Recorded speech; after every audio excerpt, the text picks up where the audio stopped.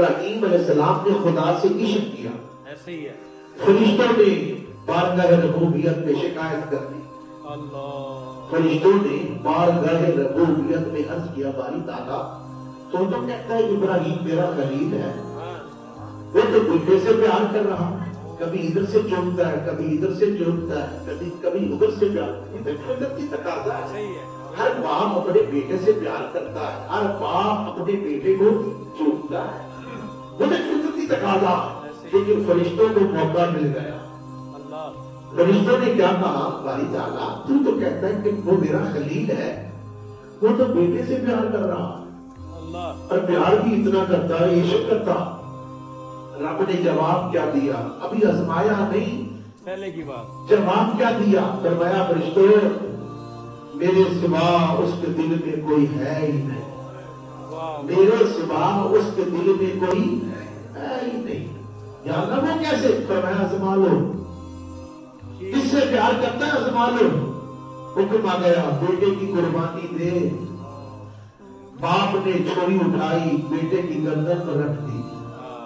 فرمایا فرشتوں دیکھو تم کہتے بیٹے سے پیار کرتا ہے، یہ تو مجھ سے پیار کرتا ہے، بیٹا تو قربان کر رہا ہے، بیٹا تو قربان کرتا. جان سے بھی زیادہ یہ مجھ سے پیار کرتا ہے. کیا جان سے زیادہ کیسے پیار کرتا ہے؟ جان تو ہر بندے کو پیاری ہے، اپنوں کو بھی پیاری، بیگانوں کو بھی پیاری، جان سے زیادہ پیار. فرمایا آزما لو. وہ نارے نمرود میں جا رہا ہے، اس کی جان نارے نمرود میں جا رہی ہے.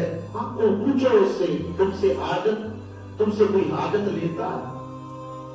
تم سے کوئی سوال کرتا ہے؟ جبرائیل علیہ السلام آ گئے، کوئی حاجت ہے بتا دے. آپ نے کیا فرمایا؟ خلیل. فرمایا کیا؟ اور جبرائیل کیا کہتا ہے؟ خلیل اس کا ہوں، حاجت اسے مانگو. اس نے کہا تو اسی سے مانگ لے، اگر تو اس کا خلیل ہے تو پھر اسی سے مانگ لے. اب میں کہا تو آ گیا، تیری جان جا رہی ہے. فرمایا کیوں مانگوں؟ اگر میرا رب اس میں راضی ہے تو میں اسی میں چلا جاؤں گا. جان بھی جان دے دی، نارے نمرود میں چھلانگ لگا دی. ثابت کیا کیا؟ اللہ میں اپنی جان سے بھی زیادہ تجھ سے پیار کرتا ہوں، اولاد سے بھی زیادہ تجھ سے پیار کرتا ہوں. جواب کیا آیا؟ تو نے مجھ سے پیار کیا، میں نے تیرے لیے آپ کو گلزار کر دیا. خدا کی قسم یہ حقیقت ہے. آج ہمارا عشق، ہم سب رب کے پجاری ہیں، ہم سب رب کے پجاری ہیں، لیکن ہمارا عشق کیا ہے؟ کتنا عشق کیا؟